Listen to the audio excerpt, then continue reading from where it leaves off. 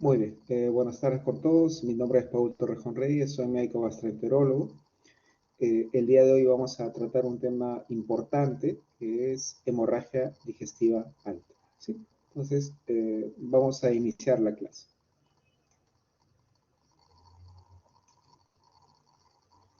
Si hubiese algún problema o algún error, pueden ustedes abrir su micrófono con total libertad o pueden también levantar la mano o escribir un mensaje, ¿sí? Sin ningún problema. A ver, los temas que vamos a revisar el día de hoy, ¿sí? Son los que ustedes pueden apreciar ahí en la diapositiva. Vamos a hacer primero la definición de hemorragia digestiva alta. Vamos a hablar un poco sobre la epidemiología, sobre la etiología, la etiopatogenia, la presentación clínica, el diagnóstico y tal vez lo más importante que es el manejo, ¿sí? En cuanto a lo que es la definición, cómo está definida la hemorragia digestiva alta, es pues aquella pérdida de sangre, ¿ya?, que se va a originar en el tubo digestivo, ¿sí? Pero va a haber dos tipos de clasificaciones para definir hemorragia digestiva alta. La definición clásica, ¿sí? La definición clásica es aquella que divide la hemorragia digestiva en alta y baja, tomando como punto anatómico, punto de reparo, el ángulo de Treis. El ángulo de Treis es la unión duodeno-yeyunal. Esta definición es sobre todo una definición de tipo funcional, puesto que la hemorragia digestiva alta, o sea, afecta el tubo digestivo alto, que es lo que está por encima del ángulo de Treis, tiene más una función de digestión de los alimentos, mientras que el tracto digestivo bajo, o lo que significa por debajo del ángulo de Treis, tiene más una función de absorción. Entonces, esto de clasificación clásica en dos, de hemorragia digestiva alta, hemorragia digestiva baja, ¿sí? Es sobre todo, como les digo, una división del tubo digestivo que se hace en relación a la función que cumple, ¿no? O sea, tubo digestivo alto, tubo digestivo bajo. Pero actualmente se prefiere usar, ¿ya?, una nueva clasificación en la cual se divide la hemorragia digestiva en tres: hemorragia digestiva alta, hemorragia digestiva baja, hemorragia digestiva media. Los puntos de reparo anatómico, ¿ya?, para hemorragia digestiva baja es todo lo que está por debajo de la válvula ileocecal. Para determinar si es alta o media, ¿ya?, el punto de reparo es variable. Para algunos es la papila de Vater o papila mayor, y para algunos vendría a ser el ángulo de Treis.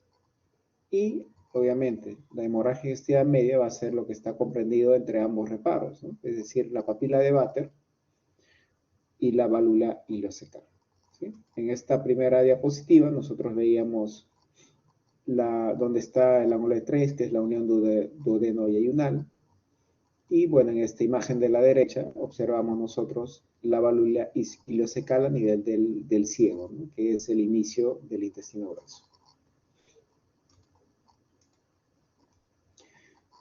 La clasificación en 3, alta, media, baja, está sobre todo en relación al método de estudio que nosotros vamos a emplear para estudiarlo, vale la redundancia.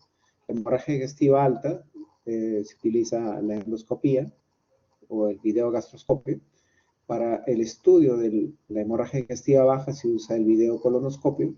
Y para el estudio de la hemorragia digestiva media, pues tenemos varios tipos de exámenes, por ejemplo, cápsula endoscópica, tránsito intestinal, enterotomografía, enteroresonancia y la enteroscopía. En cuanto a la epidemiología,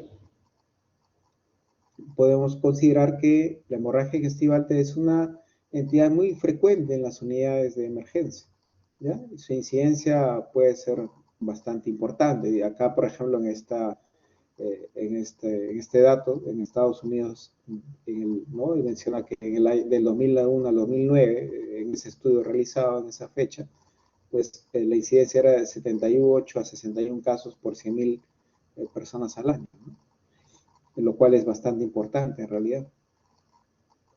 Y se sabe que la incidencia de hemorragia digestiva alta se incrementa con el paso de los años y es mucho mayor en el sexo masculino también.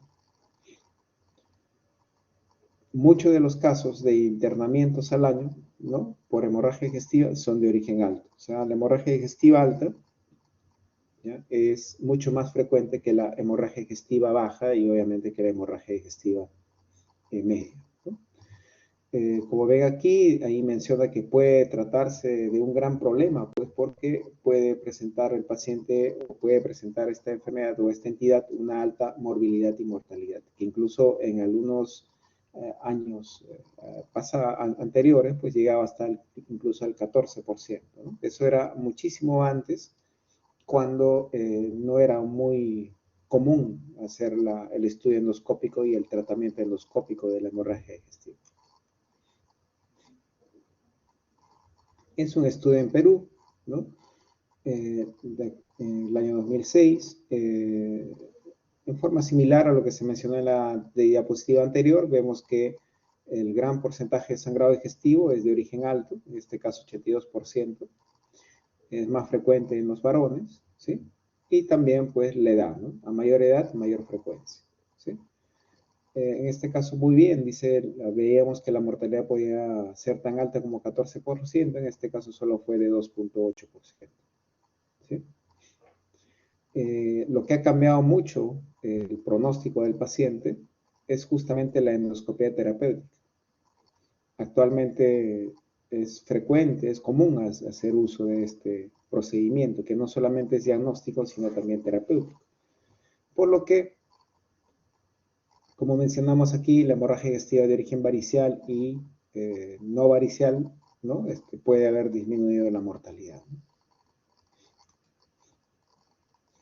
En cuanto a la etiología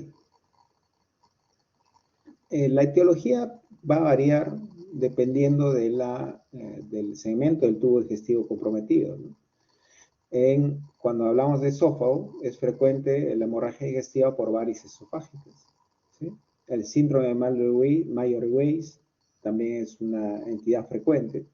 El Mayer-Weiss es un desgarro de la unión esófago-gástrica, ¿ya?, generalmente asociado a arcadas intensas, ¿no? Generalmente es un paciente que tiene la historia de que presentaba vómitos importantes y luego de vomitar contenido alimentario, finalmente presenta un vómito con sangre, ¿no? Entonces, eso es típico del síndrome de Mayer-Weiss.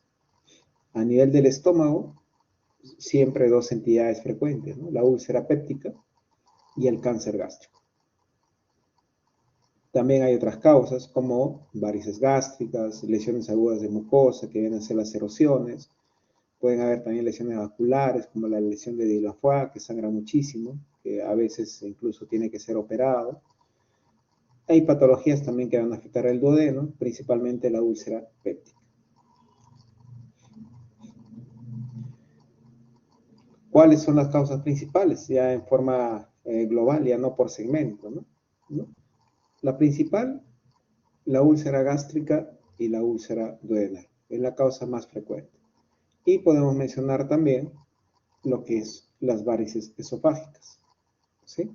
Entonces, son las dos causas más comunes y frecuentes. Acá vemos dos estudios, ¿sí?, ambos realizados en el Perú en fechas distintas, 2006, 2016, y se corrobora lo mencionado, ¿no? Siempre las primeras causas son la úlcera péptica, varices esofágicas, igual en este otro estudio, ¿no?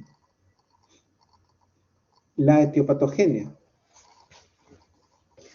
La etiopatogenia también me permite a mí dividir o clasificar las hemorragias digestivas altas en dos, ¿no? La de tipo no varicial, ¿sí?, y la hemorragia digestiva alta de tipo varicial, o también llamada más correctamente por hipertensión portal.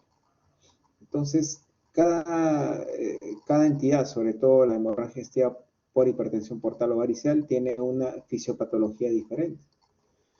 En la hemorragia digestiva por hipertensión portal o varicial, incluimos nosotros la ruptura de varices esofágicas, la ruptura de varices gástricas y también la gastropatía hipertensiva portal. ¿Por qué se produce el sangrado o la HDA varicial? La fisiopatología es la elevación de la presión en el sistema porta hepático. Entonces, un incremento en en este sistema porta-hepático, ¿no? Va a generar que se rompa un cordón varicoso y sangre. En el otro lado tenemos la HDA no varicial. En la HDA no varicial están incluidas todas las otras causas, ¿sí?, que no se deben a hipertensión portal, siendo la más común o frecuente la enfermedad ulceropéptica, que va a incluir dos tipos de úlceras, ¿no? La úlcera péptica gástrica y la úlcera péptica duodenal. En forma general, podríamos decir que la causa de la hemorragia digestiva no varicial es el desbalance que va a ocurrir entre los factores agresores de la mucosa, ¿no?, gastroduodenal, y los factores defensores de la mucosa, principalmente gastroduodenal.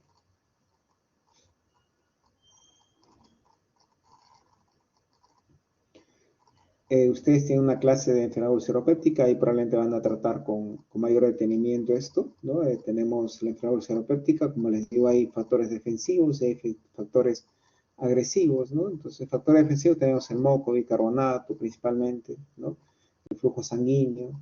En factores agresivos podemos mencionar la infección por el Helicobacter pylori, el consumo de AINES, de medicamentos, ¿no?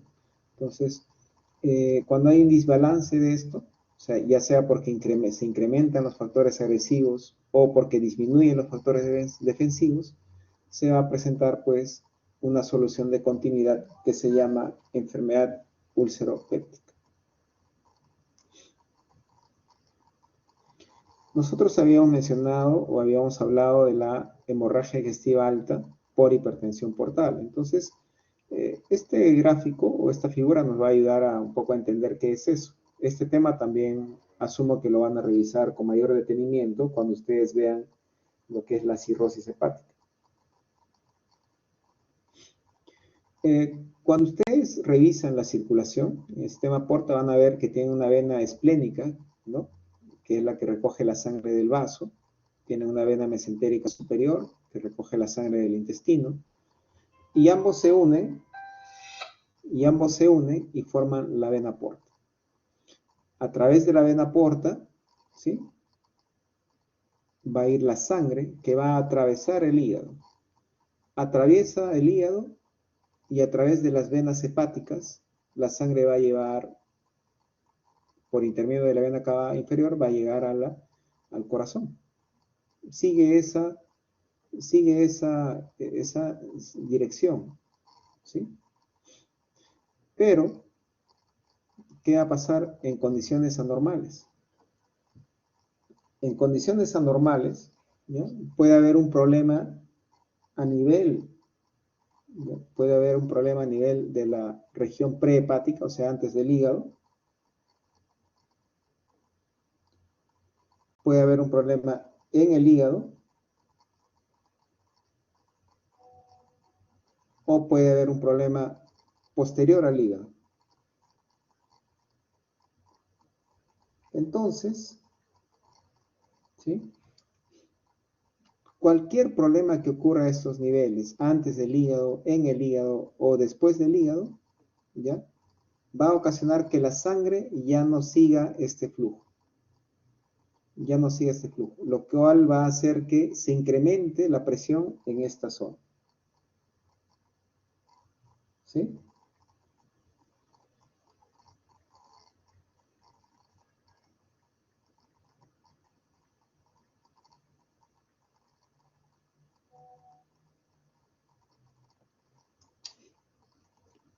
Entonces, eso es lo que se conoce hipertensión portal.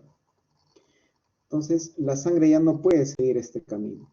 Y como no puede seguir este camino, ¿no?, la sangre aumenta el volumen en esta zona, aumenta la presión también, pues busca otras formas de llegar al corazón. La sangre no se puede quedar acá. Y lo hace a través de de lo que se conoce como circulación colateral también, ¿no? Lo puede hacer a través de las venas del esófago, ¿sí?, a través de la vena del esófago, ¿no? Como las venas del esófago son delgadas y no están preparadas para soportar tanto volumen de sangre, pues terminan dilatándose. Y lo mismo puede ocurrir a este nivel. A través de las venas gástricas cortas, ¿ya? Puede ocurrir, ¿sí?, la presencia puede darse la formación de varices en el fondo gástrico. ¿Sí? De esa forma, como les digo, la sangre busca llegar al corazón y estas venas se dilatan. Y como esas venas no están preparadas para recibir tanto volumen de sangre ni soportar tanto volumen, pues terminan rompiéndose.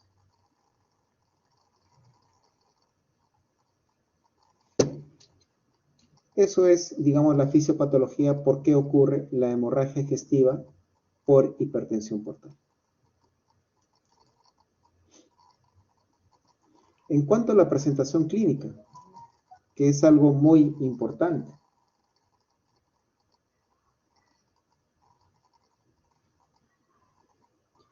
En cuanto a la presentación clínica, ¿sí?, principalmente se puede dar de 4 formas.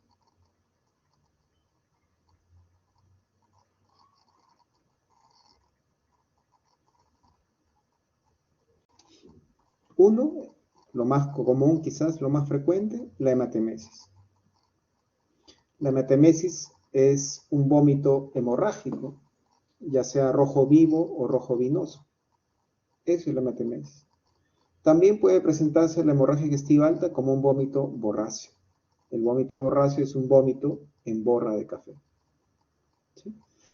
En algunos países, mejor dicho, en muchos países, el vómito borráceo, con B, forma parte de la hematemesis. O sea, el vómito borráceo lo consideran como un tipo de hematemesis. ¿Sí? En nuestro país, no. En nuestro país se estila dividirlos, ¿no? Hematemesis como un verdadero vómito hemorrágico y el vómito borráceo como un vómito definido como en borra de café. Ahora vamos a ver lo que es borra de café. Otra forma de presentación es la melena. La melena es una forma de presentación de la hemorragia digestiva alta. ¿Ya? Es una deposición negra, como menciona aquí, de características muy peculiares. Es generalmente de tipo brea, es oleosa, es brillante, ¿sí? Tiene un olor sui generis. El día de hoy en la mañana conversábamos con mi grupo. Les comentaba que no es que tenga un mal olor, en realidad, sino lo que más resalta es quizás su olor característico y fuerte, ¿no? No intenso, ¿no? Toda la habitación se ve impregnada de ese olor, pero no es que necesariamente sea un mal olor. Es obviamente pastosa también. Y también hay otra forma de presentación de la hemorragia digestiva alta. Es mediante la hematoquesia. La hematoquesia es la eliminación por el recto, ¿ya?, de sangre, dice ahí, mezclada con heces, y esta sangre puede ser sangre rojo vinoso o también con coágulos de sangre, ¿sí? Eso es la hematoquesia.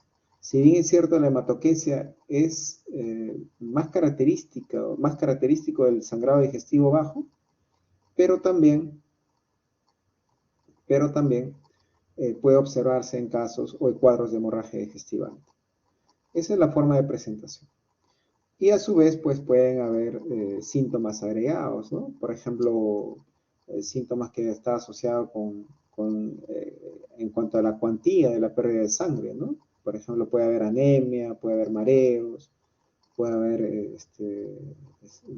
¿no?, disnea, ¿no? Puede haber incluso angina, ¿no? Un problema coronario, puede haber incluso shock, ¿no?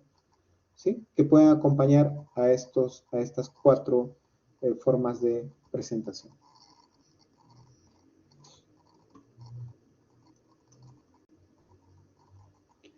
Estas son imágenes, ¿ya?, que representan lo que hemos estado comentando, ¿no? Hematemesis, sangrado activo, ¿ya? Generalmente significa un sangrado activo, es un vómito rojo vinoso o rojo vivo también, ¿ya? Su significado es, como dice ahí, sangrado activo es un sangrado reciente.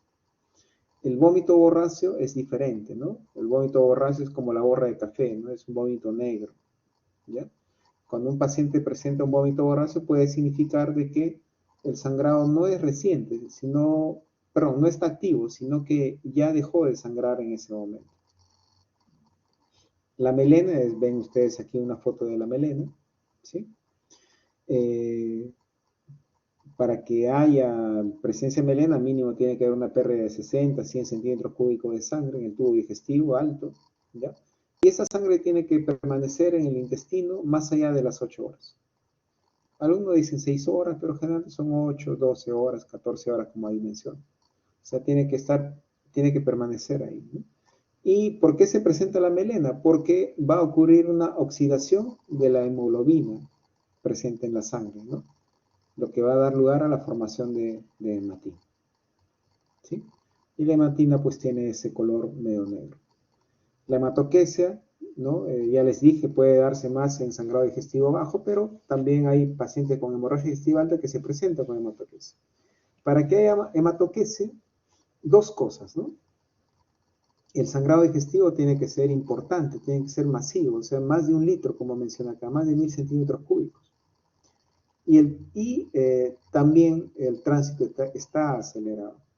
Al grupo de hoy también les manifestaba que la sangre tiene un efecto estimulante del peristaltismo. Entonces, a mayor sangrado, el tránsito se va a acelerar, el tránsito intestinal. Y como se acelera el tránsito, pues no se cumple esto, ¿no? No se cumple que la sangre tiene que estar en el tubo digestivo más de 8 horas para que se convierta en melena. Es por eso que no se elimina como melena, sino se elimina como hematoquesia la sangre que se ha perdido en el tubo digestivo. Hay una relación que es la urea sobre creatinina, ¿sí? Para descartar o hacer el diferencial de hematoquesia por HDA y HDB. Cuando la relación urea-creatinina es mayor a 100, ya podemos estar seguros que ese sangrado en un paciente que no sea renal es de origen alto y no bajo. Las causas que explican esto, es decir, por qué cuando la hematoquesia es de origen alto, la relación urea-creatinina es más de 100, y por qué cuando la hematoquesia es de origen bajo, ¿sí? El origen bajo no ocurre esta relación de urea sobre creatinina mayor a 100. Existen dos postulados, ¿no? Uno que menciona que como es un gran sangrado, ¿ya? Como un sangrado masivo, eso puede ocasionar que haya cierta isquemia e injuria renal, ¿no? Y por eso se elevaría transitoriamente la urea, ¿no? Y otra posibilidad es que como hay gran pérdida de sangre, y en la sangre hay también productos nitrogenados, estos productos nitrogenados se absorben del intestino, pasan a la sangre y se eleva pues la urea, ¿sí?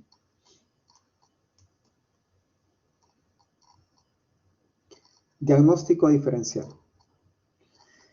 En cuanto al diagnóstico diferencial es muy importante, ¿no? Hacerlo, porque no todo lo que uno elimina por la boca, ¿sí? Va a ser necesariamente hematemesis.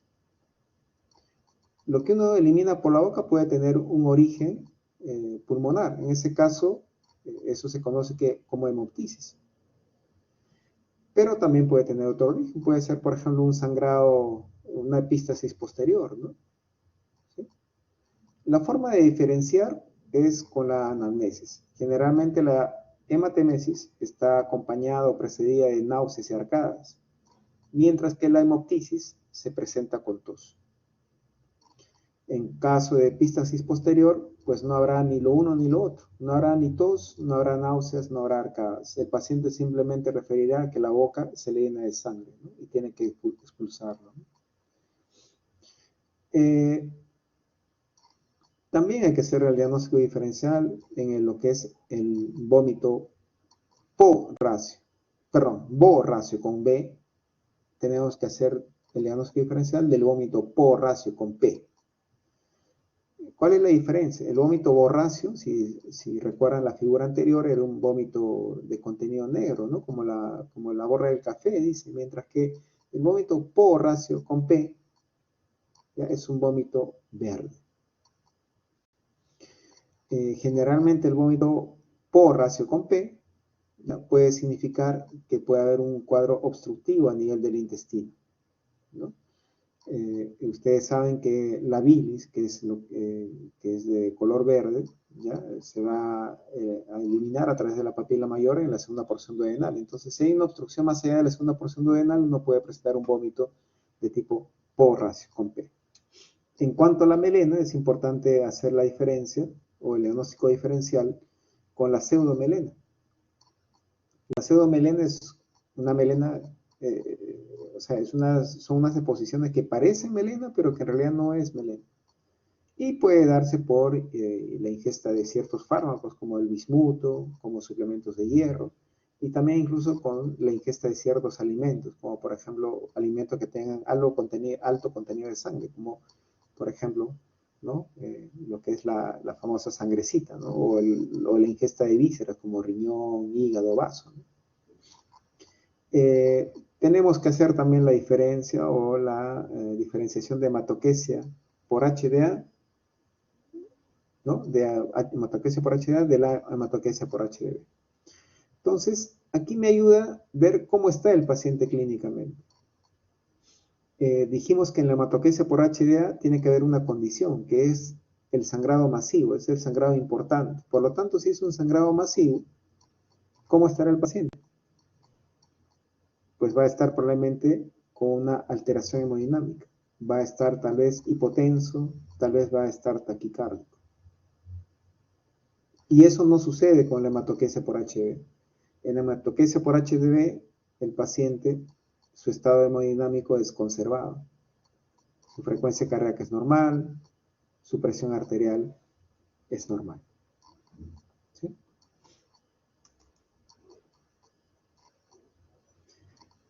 Aquí, esta lámina es para, o esta diapositiva es para diferenciar, ¿no? Borracio con B de porracio con P.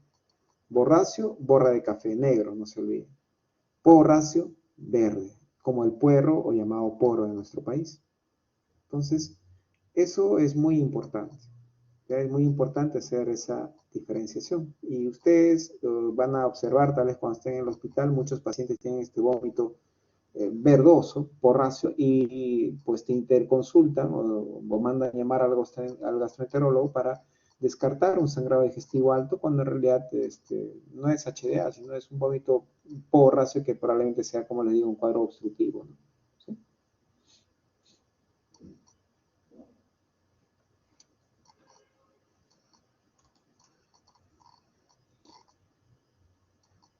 La hematoquesia, ya dijimos, ¿cómo lo diferenciamos?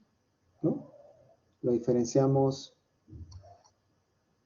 en la hemorragia digestiva alta, es un paciente con el estado hemodinámico probablemente comprometido, o sea, se ve un paciente en mal estado, mientras la hematoquesia por HD generalmente es un paciente que está estable, tranquilo. ¿Sí? Diagnóstico. ¿Cómo hacemos el diagnóstico? Tenemos dos tipos de diagnóstico, ¿no? Nosotros siempre tenemos un diagnóstico presuntivo y tenemos un diagnóstico definitivo. Entonces, y nos basamos, para hacer el diagnóstico de hemorragia digestiva alta, nos basamos de la clínica o nos podemos valer de un examen o procedimiento, la endoscopía. Desde el punto de vista clínico, el diagnóstico puede ser presuntivo o puede ser definitivo. Para el diagnóstico clínico me valgo de la anamnesis y también del examen físico. Entonces, la anamnesis, pues, yo determinaré, ¿no? O preguntaré al paciente qué es lo que ha presentado, ¿no? Si te describe melena típica, ¿no? O sea, ese es como brea, oleosa, con olor intenso, pues parece muy claro el diagnóstico de melena por HDA, ¿no? Si me dice borracio, tal vez tenga dudas, ¿no? Porque no todo lo que uno vomita negro necesariamente es por sangrado. Puede ser que ha ingerido algo que haya sido negro, ¿no? Hasta vino incluso. Hay pacientes que se pasan de copas, toman vino y vomitan y como lo ven oscuro piensan que es sangre y no es sangre. Y el examen físico, pues el tacto rectal me puede ayudar, ¿no? Para determinar si es melena o no es melena o es hematoquesia. Entonces, ahí puede ver, desde el punto de vista clínico, puede ser solo presuntivo, también a veces puede ser definitivo. Ahora nos ayuda mucho el uso de la tecnología, ¿no? el paciente muchas veces le toma la foto a lo que ha vomitado, o la deposición que ha hecho, y pues te lo muestra y ayuda bastante. Por otro lado, tenemos un diagnóstico que se hace, ¿no? Se hace a través de un procedimiento que se llama endoscopía. Este sí me va a dar un diagnóstico realmente definitivo. ¿Sí? Realmente definitivo. Es la endoscopía alta, también llamado esófago-gastro-duodenoscopía. Manejo. ¿Qué hay con el manejo? El manejo requiere lo que es 3 cosas importantes. Uno es la evaluación inicial, 2 son las medidas iniciales y 3 tiene que ver con la terapéutica. ¿Sí? Evaluación inicial, medidas iniciales y terapéutica. En cuanto a la evaluación inicial, ¿ya? Nos vamos a valer de la anamnesis y el examen físico. Miren lo importante de la anamnesis y el examen físico. Es muy importante. ¿Sí? Entonces, ¿qué hay en la evaluación inicial? ¿No? En este caso, la anamnesis inicial. La anamnesis inicial, cuando tú evalúas un paciente con sangrado digestivo alto, ¿ya? Debe ser rápido. Porque recuerden ustedes que una hemorragia digestiva alta es considerada una urgencia y a veces puede ser incluso una emergencia. Entonces, tiene que ser rápido, tiene que ser una anamnesis, un interrogatorio dirigido. ¿Sí? No puedes estar innecesariamente perdiendo el tiempo tal vez preguntando. Estoy hablando de una evaluación inicial, por cierto. Preguntando, por ejemplo, tu conducta sexual, a qué edad hablaste, a qué edad diste los primeros pasos, te has vacunado o no te has vacunado, ¿no? Probablemente no vas a invertir tiempo ahí, en la anamnesis inicial, como parte de la evaluación inicial, sino que tú necesitas indagar para determinar 2 cosas, ¿no? Tienes que interrogar para determinar la forma de presentación de ese sangrado digestivo, de esa hemorragia digestiva alta, y tienes que hacer un interrogatorio, ¿ya? Como dice acá, que te acerquen a la probable causa de esa hemorragia digestiva alta. Esas 2 cosas tienes que determinar o preguntar. ¿Sí? La forma de presentación es muy útil, ¿no? No solamente para tener el diagnóstico presuntivo o definitivo de hemorragia digestiva alta, ¿no? Sino también te orienta para algunas cosas.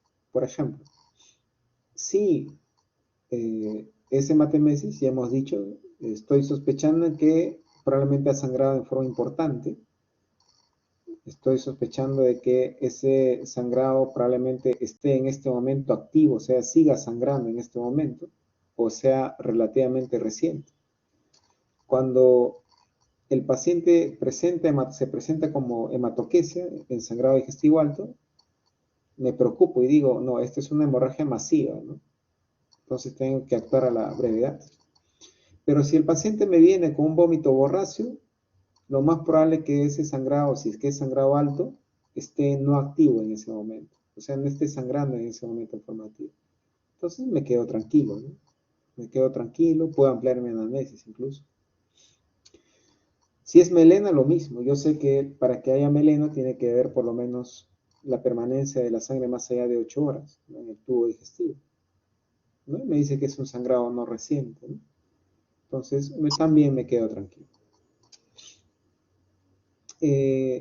Puedo yo también, como les decía, preguntar sobre aspectos que nos van a determinar la probable etiología, ¿no? Por ejemplo, puedo yo preguntar sobre ingesta de fármacos, si hay antecedente de úlcera, que no me hagan sospechar de una enfermedad ulceropéptica. Puedo preguntar sobre el antecedente de consumo de alcohol, tal vez, o la enfermedad, alguna hepatopatía crónica, ¿no? Que me haga sospechar una hemorragia digestiva alta por hipertensión portal, ¿no? Por ruptura de varices.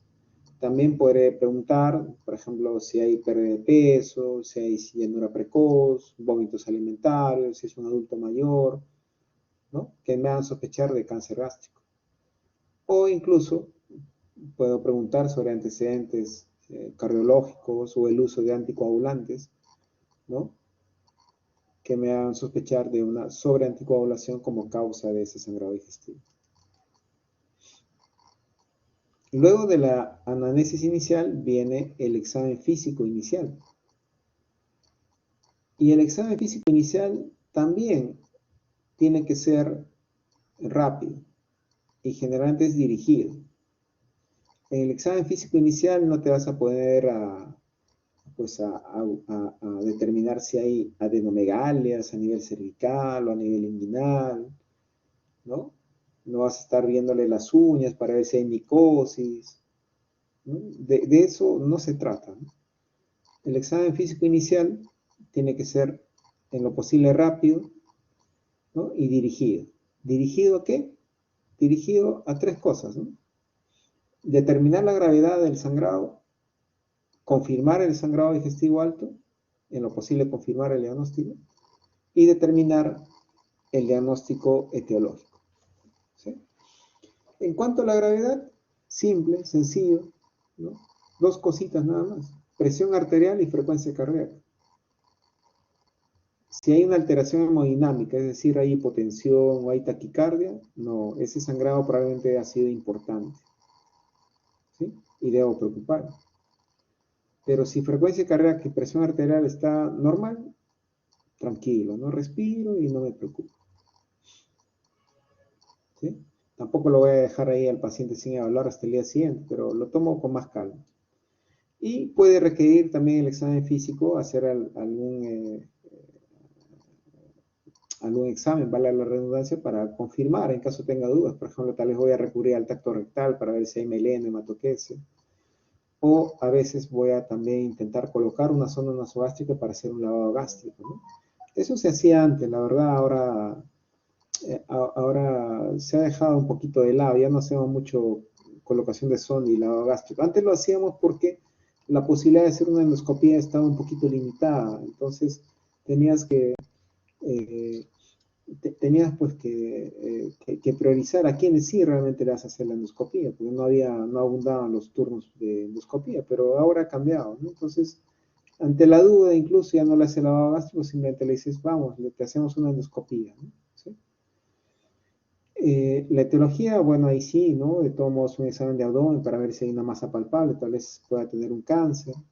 Puede haber otros signos de lo que se llama hepatopatía crónica, ¿no? Puede haber ictericia, puede haber ascitis, asterixis, que me hagan sospechar de un problema hepático. Puede también haber, se puede encontrar también una masa, ¿no? Una masa palpable, ¿no? En el abdomen, que me haga sospechar tal vez un cáncer, ¿no? Por ahí.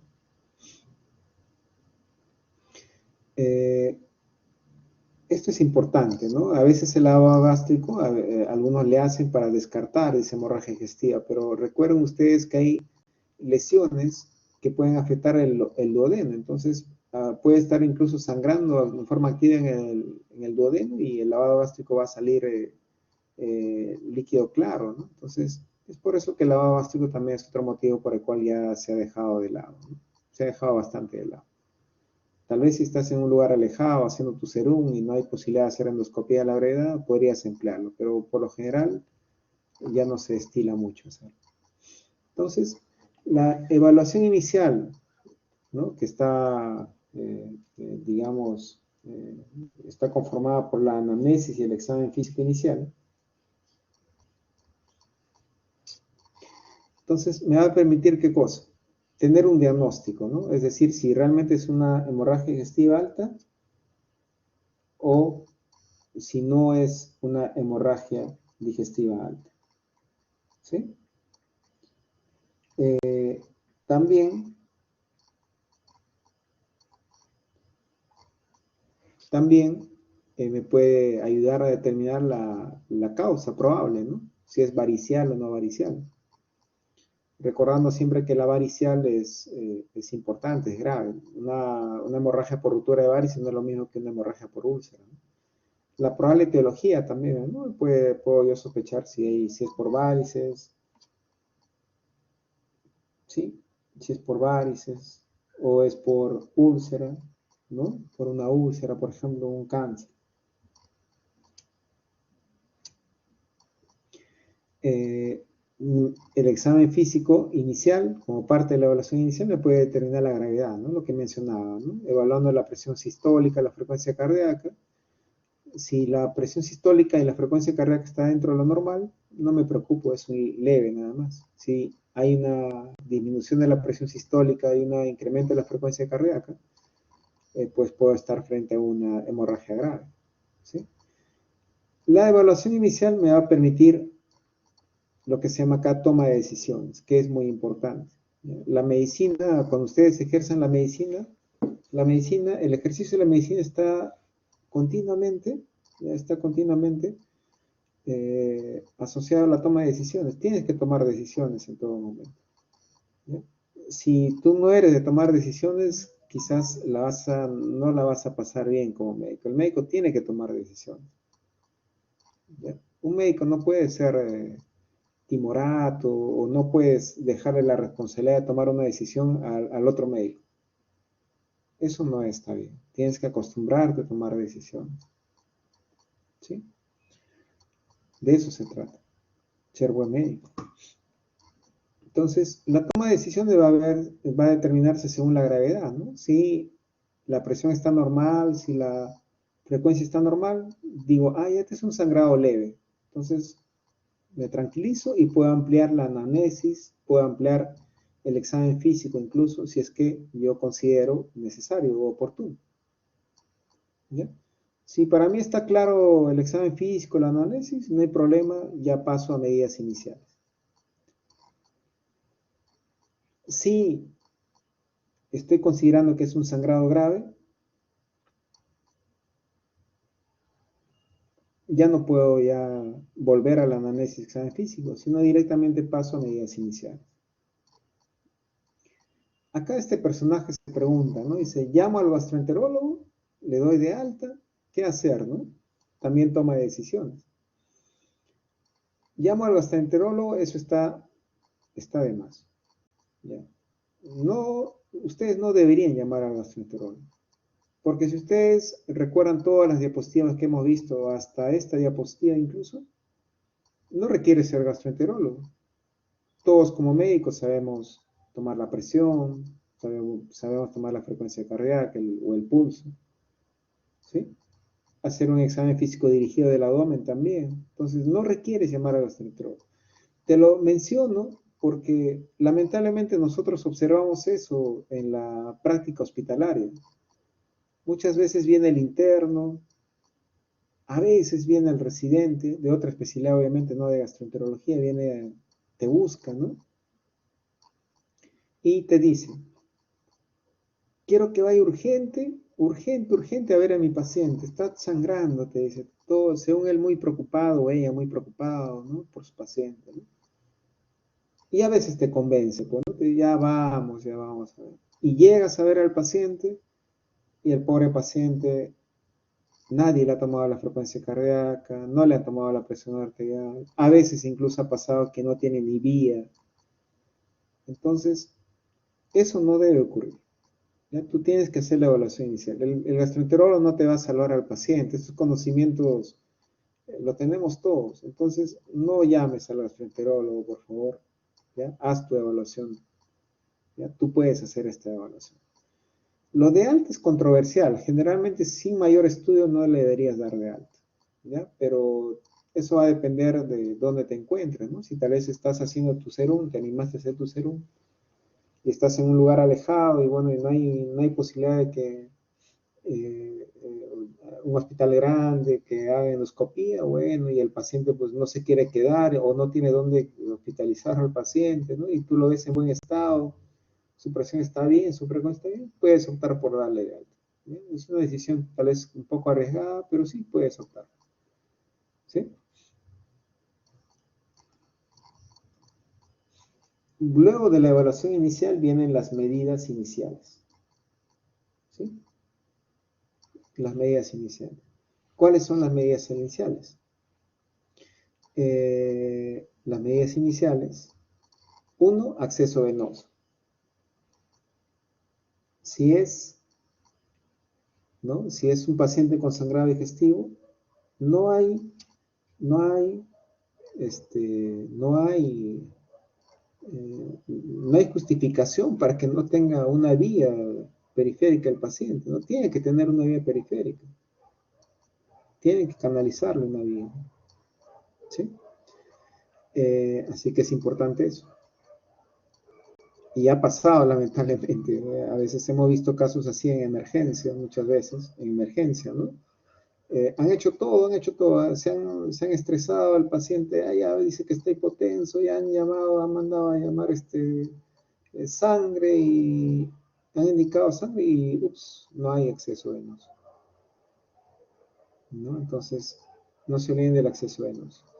Y lo otro es la estabilización hemodinámica, siempre y cuando haya pues siempre que haya inestabilidad, es decir, eh, siempre que haya hipotensión o taquicardia, pues tú puedes optar por resucitar al paciente, ¿sí? Con fluidos, ya lo vamos a ver, con líquido.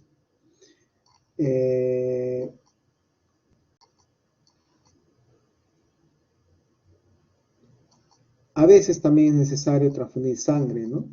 Entonces, hay que tener siempre un resultado de hemograma, el perfil de coagulación, de todos modos, ¿no? Ante la posibilidad de transfundir sangre o derivados, ¿no?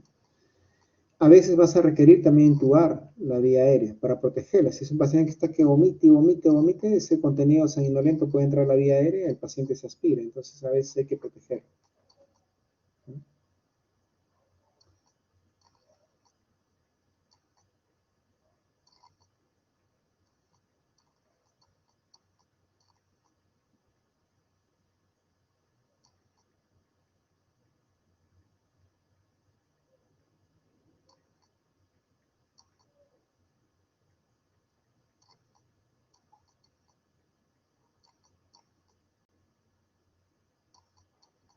Y entonces, disculpe un segundito.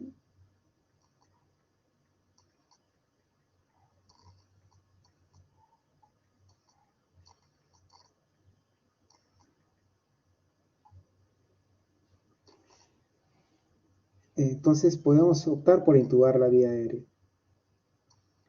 A veces también optamos por colocar una zona nasogástrica, ¿no? Como le decía, esa conducta ya queda un poquito relegada en los últimos años, ¿no?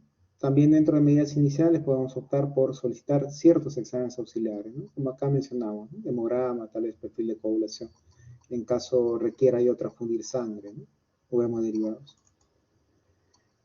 Entonces, las medidas iniciales van a depender mucho de mi evaluación inicial, ¿no? Si es un paciente estable, tal vez no va a requerir mayor cosa, ¿ya? Si está inestable, sí, de todos modos, ¿no? Ya tengo que estar pidiendo exámenes, grupo sanguíneo, tramitando transfusión de sangre, etc., ¿no? El acceso venoso periférico tiene que ser de buen calibre, dice. Puede ser acá una o dos vías, ¿ya? No hay problema. Pero esto es importante también. Y a veces esto también nosotros hemos observado en emergencia, ¿no? Al personal que recién está empezando. Entonces ven que está un paciente chocado, está en shock, y quieren ponerle el catéter venoso central, ¿no? Entonces, eso no está indicado, ¿ya? El catéter venoso central, en ese momento, en lo que son medidas iniciales, no es el momento propicio, ¿ya? Porque como dice acá, colocar un catéter venoso central puede ser más dificultoso, puede tomar mucho más tiempo, lo cual puede demorar la resucitación y puedes agregar, puedes complicar, incluso cometer alguna complicación por la premura. Así que en las medidas iniciales no está indicado ya el acceso venoso central.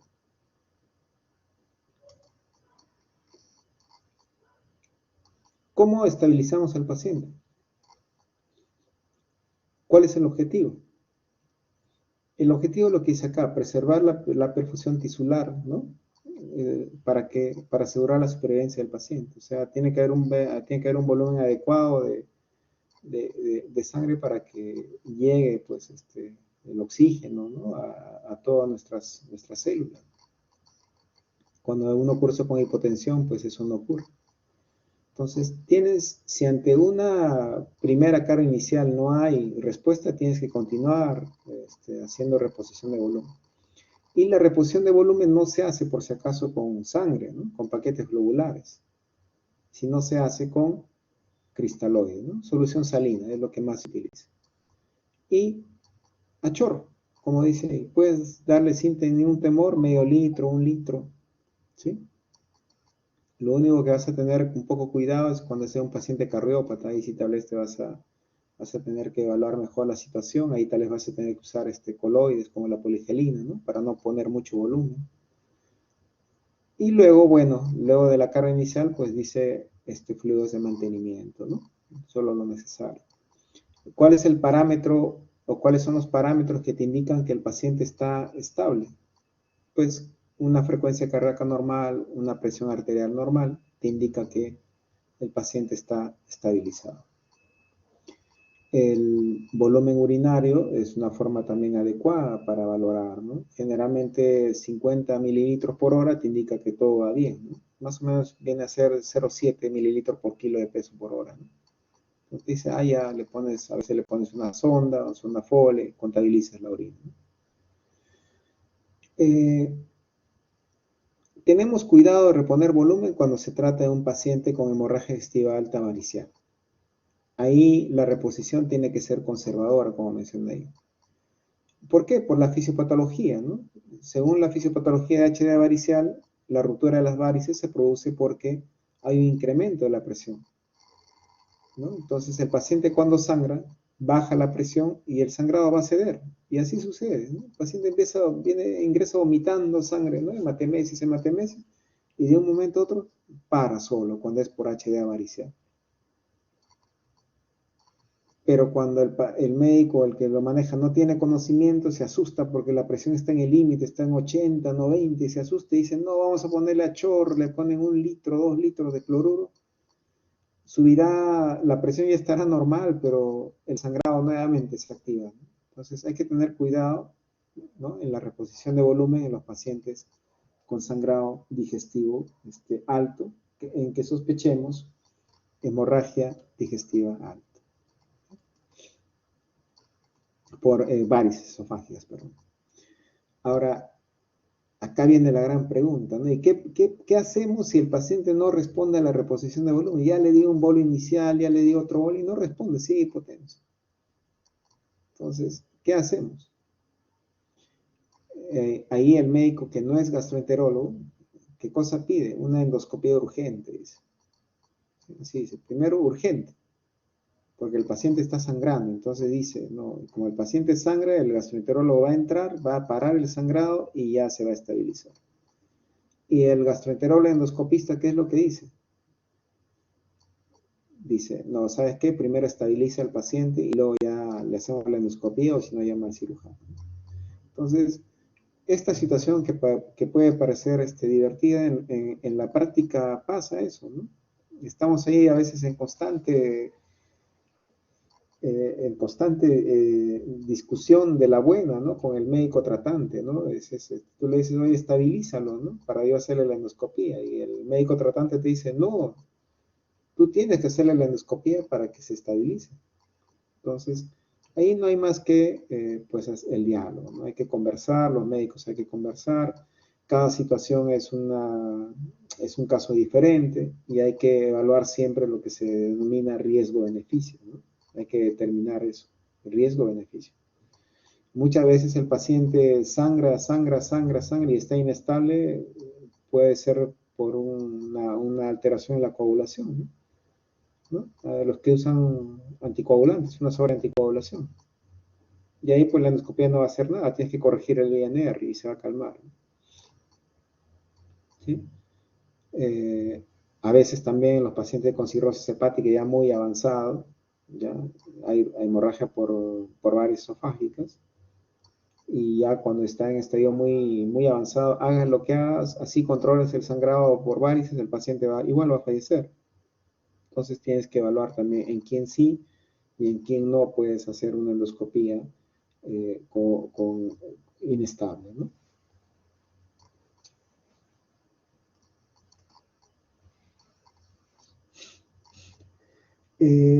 La transfusión de paquete globular o sangre no se hace en todos los pacientes. Generalmente se postula que la transfusión tiene que ser restrictiva, ¿ya? Antes se transfundía hasta obtener una hemoglobina de 12, 13, ¿no? Pero no, lo que aconsejan es que la hemoglobina, cuando la hemoglobina es menor o igual a 7, ahí sí debes transfundir, ¿no? Y el valor que uno debe esperar es de 7 a 9, ¿no? 7 a 8, en realidad 9 si es que son cardiópatas, ¿sí? Entonces, no hay que necesariamente querer que llegue a 9 u 11 a 11 de hemoglobina, ¿no? Es mejor que sea restrictivo. Se ha demostrado que si tú llevas a un valor muy alto, 11, 12, o sea, debido a que has transfundido muchos paquetes globulares, en lugar de ayudar a que cese el sangrado, puede incluso persistir, ¿no? Entonces, los paquetes globulares solamente hay que indicarlo cuando la hemoglobina es severa, menor o igual a 7, y el objetivo es llevar a un valor de hemoglobina de 7 a 8, 9 en caso sea cardiópata. ¿Ya? Plasma fresco, como dice acá, cuando hay un sangrado activo, ¿ya? Y sobre todo cuando el INR está incrementado, o el TP está incrementado en más de 1.5 el valor normal, ¿no? Plaquetas, ¿no? Cuando hay un sangrado, ¿no? Y persiste el sangrado, entonces si hay plaquetas muy, muy bajas, menos de 10.000, menos de 20.000, habría que también transfundir plaquetas. Y previa una endoscopia se requiere pues de un valor mayor a 50.000, ¿no? Acá, perdón, les quería aclarar, para hacer una endoscopia se requiere que el INR ¿no? Sea menor a 2.5, ¿no? La intubación endotraqueal, ya saben, es para proteger la vía aérea, ¿no? Es cuando el paciente está inestable hemodinámicamente, ¿no? O cuando tiene trastorno del sensorio o está continuamente con vómitos continuos, ¿no? La colocación de sonda nasogástrico y lavado gástrico ya se ha comentado que no debe ser de uso rutinario, ¿sí? Y es importante registrar en la historia clínica lo que se está obteniendo, ¿sí? En nada muchas veces cambia el colocar una sonda y hacer un lavado gástrico, ¿ya? Entonces, por eso, como les digo, puede quedar de lado. A veces indicamos lavado gástrico cuando creemos de que una endoscopía va a ser de mayor calidad, ¿no? Pero no ha demostrado que hacer un lavado gástrico favorezca, ¿no? O mejora el rendimiento para la identificación de la lesión sangrante. Los exámenes auxiliares, ya hemos mencionado, hemoglobina hematocrita de todos modos, para ver cuál es el valor nos indica indirectamente cuánto de sangre puede haber perdido, ¿sí? Pero recuerden que si la muestra de sangre se toma muy reciente, pues no va a arrojar el valor real, ¿no? ¿Sí? Plaquetas, perfil de coagulación, ya que su alteración puede producir un sangrado digestivo también, grupo sanguíneo y factor, es muy indispensable porque si tú requieres transfundir no vas a estar solicitándolo recién, tardíamente, ¿no? Perfil hepático, cuando tú sospechas que hay una cirrosis hepática. Urea-creatinina, quizás cuando tú quieras discriminar entre hematoquesia por HDA o HDB. Una ecografía abdominal te puede orientar, ¿no? Para el estudio de cirrosis hepática, de cáncer gástrico, por ejemplo, ¿no? Y dentro de los exámenes auxiliares se puede considerar también la endoscopía alta diagnóstica, ¿no? Entonces, no se olviden, medidas iniciales, ¿ya? Me va a ayudar a estratificar ¿no? el riesgo, ¿sí?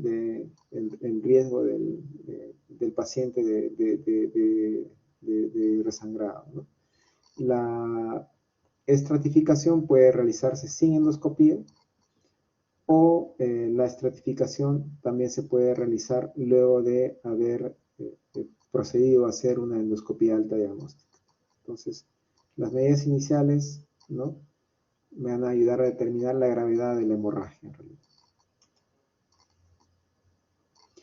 ¿Cómo yo puedo determinar el riesgo, ¿no? El riesgo de resangrado o de mortalidad sin endoscopía? Pues hay varias escalas. Una de las más conocidas es la escala de Glasgow, ¿no? Acá ven ustedes los parámetros que se usan, ¿no? Urea, hemoglobina, la presión, pulso, etcétera, ¿no?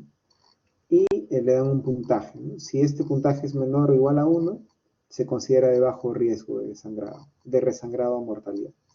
Entonces, si me sale en Glasgow menor o igual a 1, pues uno puede considerar de que es un paciente con bajo riesgo y por lo tanto puede ser un manejo ambulatorio. Incluso eh, si se considera que la endoscopía no es urgente, podría darle de alta incluso sin endoscopía.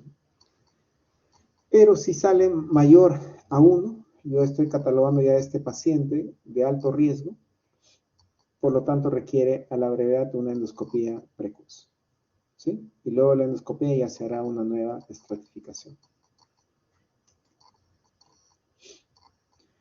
En cuanto a terapéutica, tenemos fármacos, tenemos la misma endoscopía que puede ser diagnóstica y terapéutica también, y tenemos tratamientos alternativos como menciona acá, ¿no? El balón esofagogástrico, sonda Stack en Blackmore, Minnesota, cirugía, radiología intervencionista también puede usarse. ¿Ya? En cuanto a los fármacos, tenemos los inhibidores de bomba de protones, ¿sí? Está obviamente indicado en hemorragia digestiva no varicial, considerando que la enfermedad ulceropéptica es la causa más frecuente. Algo importante de los inhibidores de bomba de protones, no controla el sangrado, ¿no? No controla el sangrado, pero sí puede hacer que disminuya la tasa de resangrado. ¿Ya? ¿Por qué? Porque al inhibir la secreción ácida, ¿ya? Va a favorecer la cicatrización, ¿sí? Va lo que se llama estabilizar el coágulo, ¿no? Porque va a disminuir la posibilidad de que haya destrucción de ese coágulo, lo que se conoce como firinólisis. Entonces, los inhibidores de goma como el omeprazol, ¿no? También hay otros inhibidores de goma, pantoprazol, ¿no? Por ejemplo, en ampolla,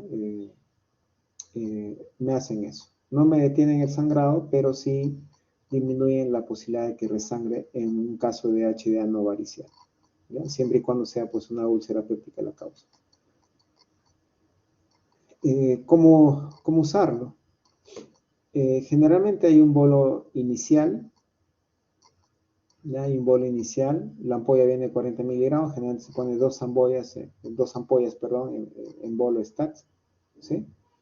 Y luego se puede continuar en infusión, ¿no?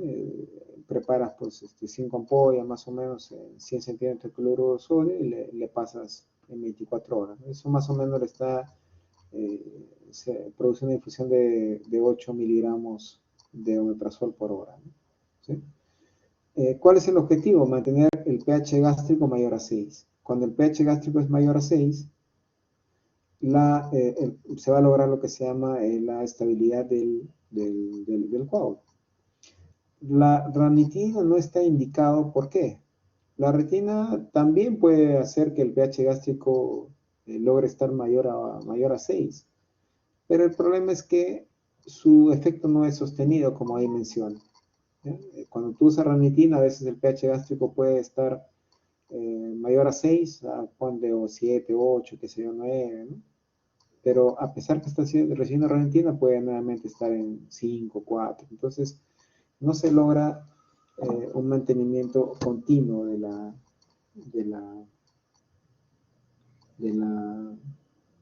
eh, del sangrado, ¿no? Perdón, del pH, mejor dicho, ¿sí?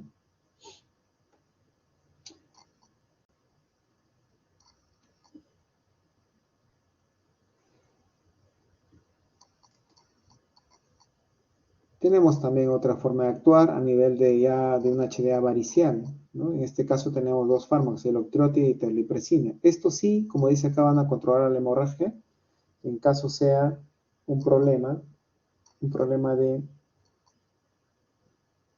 un problema de HDA varicial, o sea, como hay un incremento de la presión en el sistema porta, ¿sí? Estos medicamentos, octreotide y telepresina, van a bajar la presión, ¿sí? Van a bajar la presión.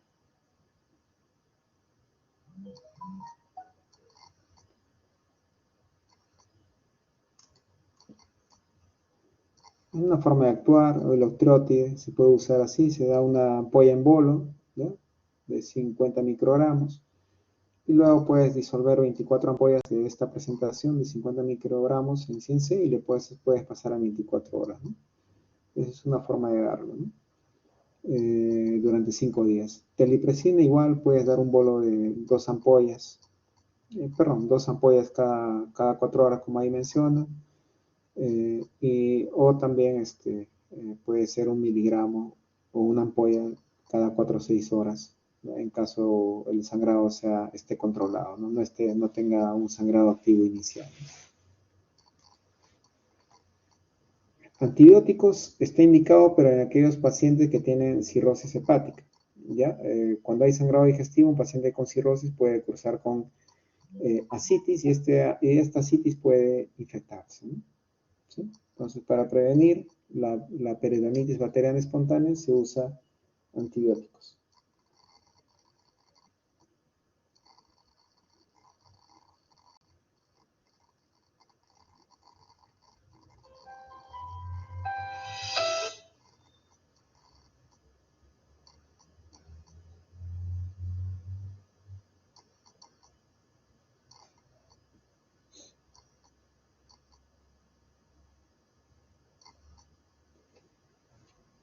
A ver, también acá, bueno, se oculta lo que dice ahí procinéticos. Los procinéticos pueden ayudar también al vaciamiento gástrico para mejorar la visualización del estómago. Eh, el más indicado es la eritromicina, pero lamentablemente no hay eritromicina, ¿ya? En ampollas en nuestro país. A veces usamos metoclopramida, pero quizás no es lo ideal, ¿no? Bueno, algunas guías que acá vemos, ¿no? Cómo se pueden usar los medicamentos. Hablemos un poquito sobre la endoscopía. La endoscopía puede ser diagnóstica y terapéutica a la vez. La endoscopía diagnóstica me permite identificar el lugar del sangrado, ¿ya? Me puede identificar la lesión causante del sangrado y me puede también determinar, de acuerdo al hallazgo de la lesión, ¿no? Me puede determinar el riesgo de resangrado e inmortalidad, ¿no? Usando el score de Rocal o la clasificación de Forrest, por ejemplo. La endoscopía diagnóstica, ¿en qué momento se realiza? La endoscopía diagnóstica en caso de hemorragia digestiva alta tiene que ser precoz, ¿ya? Tiene que ser precoz, es decir, dentro de las 12 horas, dice ahí, y no más allá de las 24 horas, ¿sí? Se dice que debe ser tan pronto como sea posible, ¿no? Porque eso va a mejorar el rendimiento diagnóstico. Eso a veces pasaba antes, cuando la disponibilidad de endoscopía no era tan fácil. Entonces, muchas veces el paciente entraba con un sangrado y no había endoscopía, entonces el paciente tenía que esperar, y luego cuando revelabas ya el sangrado había cedido, y luego después de una semana le hacían la endoscopía y ya no encontraban la causa, ¿no? Entonces, mientras más te tardes, la posibilidad de encontrar la causa del sangrado, o sea, el rendimiento diagnóstico, va a ser mucho menor, ¿no? ¿Sí? Algunos nos sugieren hacerlo tan precoz también antes de las 6 horas, porque como está todo lleno de sangre, a veces va a ser dificultoso identificar la causa del sangrado, ¿no? ¿Qué requisitos pedimos para una endoscopía, ¿no? Que el paciente esté hemodinámicamente estable. Como les digo, eso no es necesariamente una, una obligación, ¿no? Es conversable eso, ¿no? Como requisito se pide que la hemoglobina sea mayor o igual a 7, plaquetas que sean más de 50.000, un INR menor o igual a 2.5, ¿no? Y muchas veces va a requerir también que el paciente esté intubado, ¿no? Para proteger o asegurar la vía aérea, ¿sí?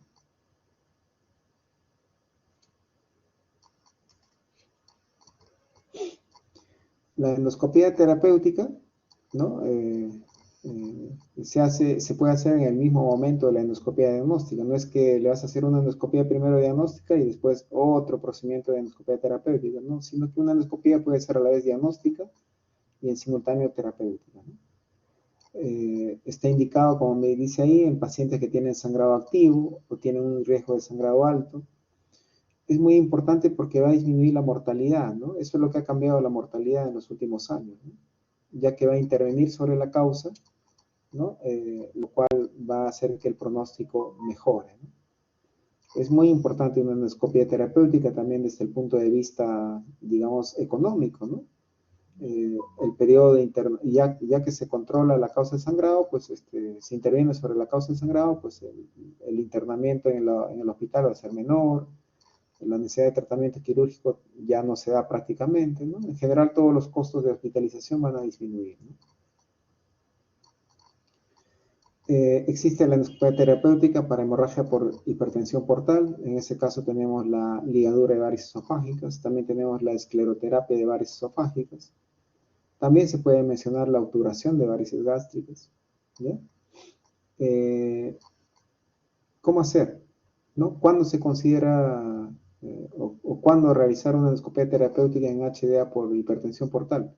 Cuando se identifica la fuente de sangrado, ¿no? O sea, cuando hay sangrado activo de la varice, cuando hay un coágulo sobre esa varice, o hay lo que se llama el signo de la mamila también, que es como un pezón de fibrina que se observa sobre la varice, ¿no?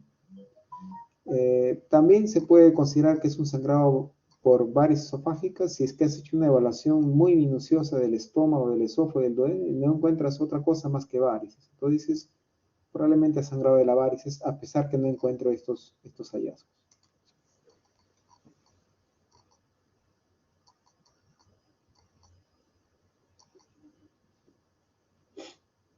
Aquí vemos en la imagen cómo se hace el procedimiento, ¿no? En cordón varicoso, entras con el endoscopio, aspiras, ¿no? Desciendes una banda elástica y queda ahí eh, la varice esofágica ligada, ¿no?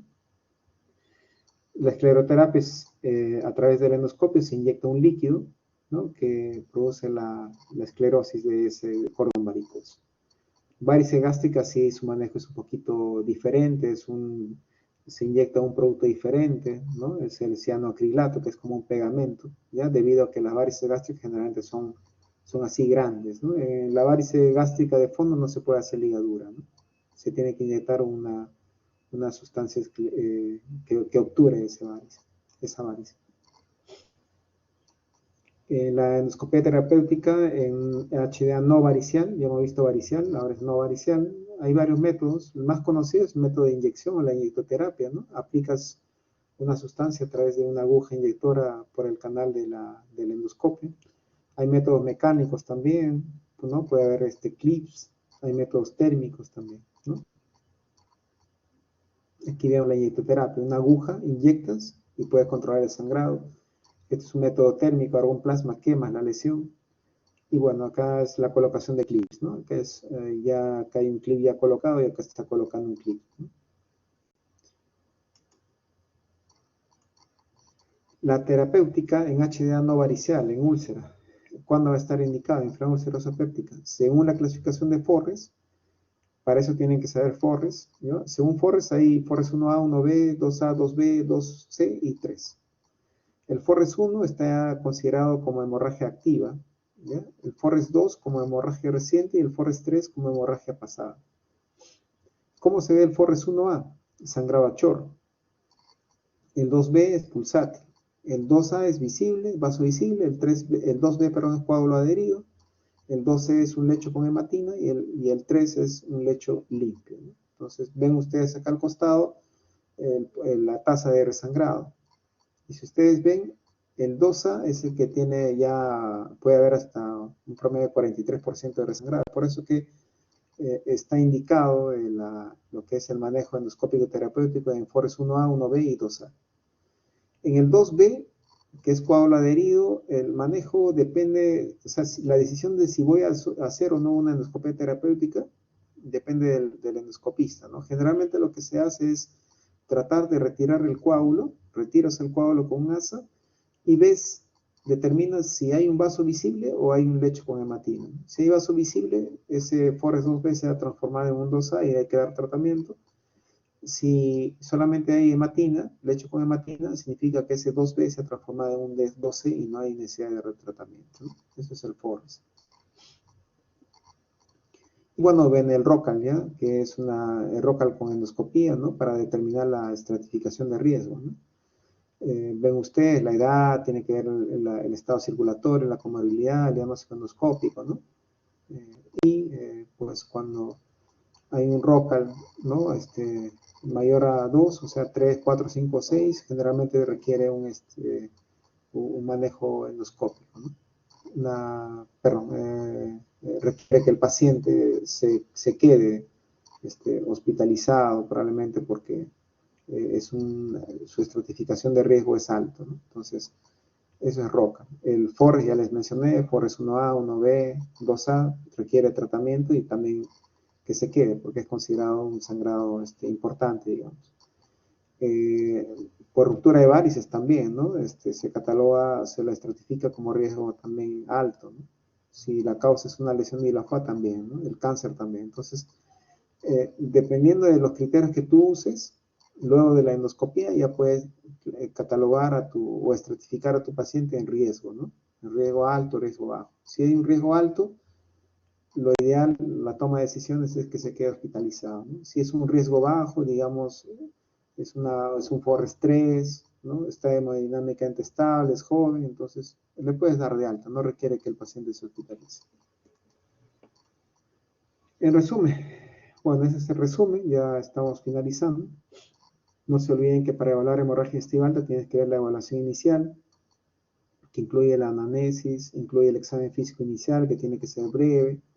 La información que yo busco en la evaluación inicial es determinar, tener un diagnóstico ya sea presuntivo o definitivo de hemorragia digestiva alta, ¿no? Determinar la probable causa del sangrado digestivo, ¿no? Es decir, es varicial, es no varicial, es úlcera péptica, es quizás la posibilidad de un cáncer, ¿no? Entonces, eso es la evaluación inicial. En medidas iniciales va a depender de la evaluación inicial, ¿no? Puedes siempre idealmente colocar una guía, puedes intubar al paciente si hay compromiso del sensorio, como decimos, o hay vómito importante, ¿sí? Puedes pedir exámenes auxiliares, puedes indicar también transfusión de sangre, pedir exámenes auxiliares, ¿no? Y finalmente la terapéutica, pues, va a depender de la causa del sangrado, ¿no? La terapéutica puede ser con fármacos. En el caso de la hemorragia digestiva alta varicial, puede controlar el sangrado. En el caso de no varicial por úlcera péptica, no controla el sangrado, pero sí disminuye el riesgo de resangrado, pues estabiliza el coágulo. En terapéutica también hay lo que es la terapéutica endoscópica, ¿no? Mediante la endoscopía, ¿no? Entonces, eso es en breve el resumen y ahora sí estoy pues llano a responder las preguntas que ustedes puedan formular, ¿no? ¿Sí? Como dice acá, los pequeños detalles siempre hacen las grandes diferencias, ¿no? ¿Alguna pregunta? ¿Alguna consulta que tenga?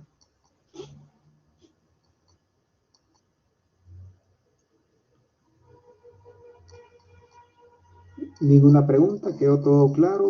¿O no está todo claro?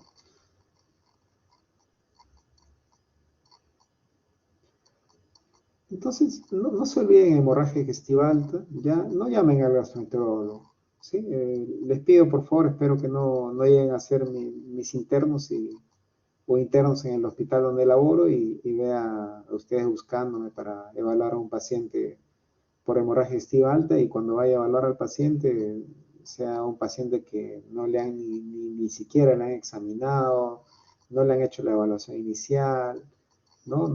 Es decir, no le han hecho el examen físico inicial ni la anamnesis, solamente han confiado en lo que le ha dicho la enfermera, está sangrando y han venido corriendo, ¿no? Espero que no sea encontrar a un paciente sin vía, ¿ya? Sin toma de funciones vitales, ¿no? Sin presión, sin saber cuánto está su presión, su frecuencia cardíaca. Bueno, estoy seguro que no va a ser eso, ¿ya? Entonces, sangrado digestivo en realidad no es nada difícil manejarlo, ¿ya? No es nada difícil manejarlo, ¿ya? No es complicado, ¿ya? Y es algo que ustedes es una entidad con la cual ustedes se van a enfrentar, quieran o no quieran, porque es frecuente. Si no lo ven en su serum, si es que van a hacer serum, probablemente lo van a ver en la emergencia, ya cuando sean ustedes internos. Entonces, es muy importante eso. Bueno, si no hay preguntas, ¿ya? Espero que todo haya quedado claro. De todos modos, la presentación se va a subir a la, a la intranet de la universidad. Y bueno, y el próximo lunes reforzaremos. Espero que ese día sí haya más preguntas. O bueno, mejor dicho, que haya preguntas, porque el día de hoy no he escuchado ninguna pregunta. Cuando desarrollemos el taller de hemorragia digestiva. ¿Sí? Entonces, bueno, por última vez, ¿no hay preguntas? Parece que no. Entonces, les agradezco su presencia y ya nos estamos viendo en otra oportunidad, ¿no? Buenas tardes, cuídense.